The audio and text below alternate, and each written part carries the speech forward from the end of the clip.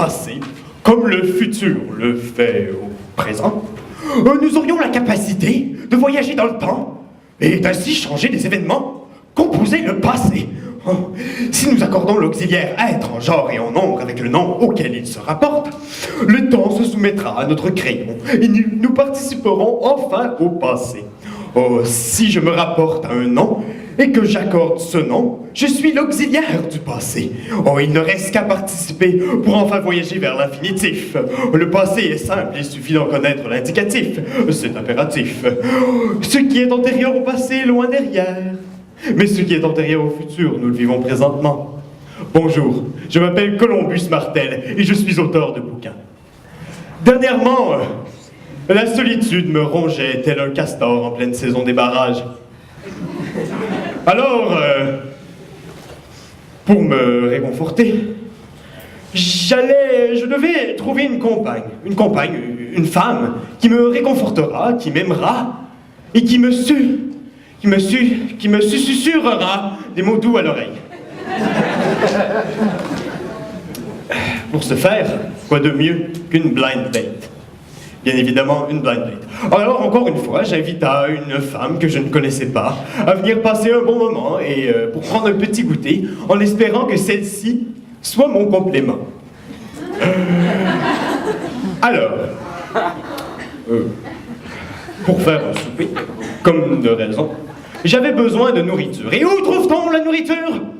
Dans notre frigo. C'est une blague, je suis un artiste. Alors, en route vers l'épicerie. Alors, durant mon chemin vers l'épicerie, je me suis mis à penser, à songer, à avoir des pensées subites. Je me suis demandé, si à la boucherie, on vend des bouches, à la quincaillerie, on vend des quincailles, alors, aux grosseries, on doit vendre des... je vais me retenir, il y en a plusieurs dans la salle. Alors, rendu à l'épicerie, je pris ma liste que j'avais avec mes ingrédients afin d'épater ma future conquête. Oh, épater, c'est un mot étrange. C'est aussi un sport que je pratique avec les mouches. Alors, je regardais ma liste et... en haut de ma liste, c'était écrit ananas. Ananas. Alors, je cherchais dans le magasin, j'ai cherché.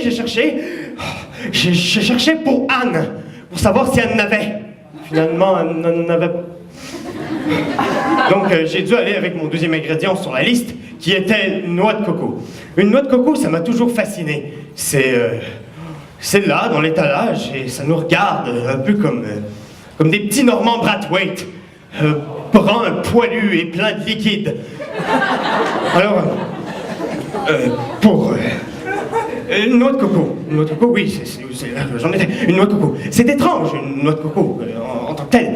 Le premier homme qui a trouvé une noix de coco a dû vraiment être surpris. Oh, une gosse de chameau qui tombe d'un arbre, c'est surprenant. Oh, je suis une noix de coco, je suis mon noix de coco.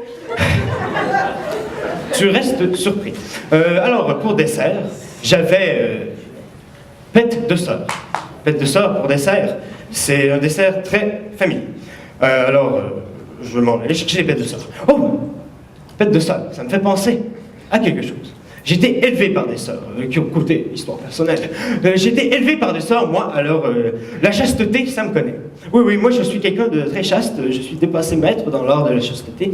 Dans le temps, on m'appelait le chasteur, pasteur de la chasteté. J'étais tellement chaste que je n'avais jamais même vu mon propre pénis. Je me demandais aussi, pourquoi, devant notre maison de campagne, avec les sœurs, il y avait une Sainte Vierge dans une moitié de baignoire. C'est une question qu'on se pose très souvent, non? Alors, je me suis posé cette question et je me demandais si elle était là pour être lavée de tous ses péchés. Je vous savonne Marie, pleine d'ivorie, le Seigneur est en shampoo. En tout cas, moi puis Marie dans le même bain, ça ferait tout dans le lavement des pieds, je vous le dis.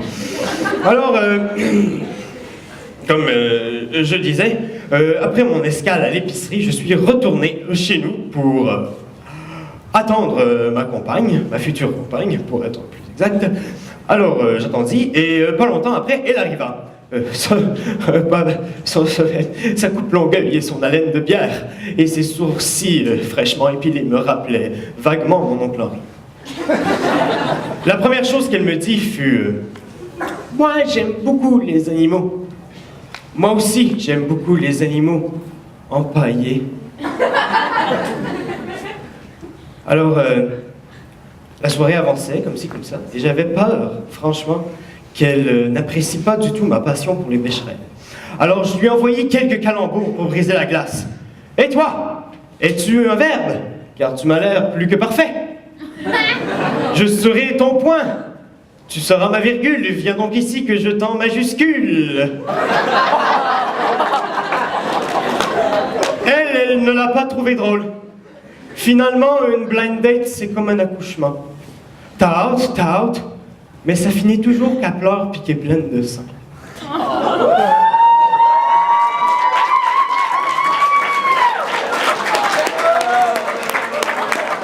C'était Jean-Christophe Viel.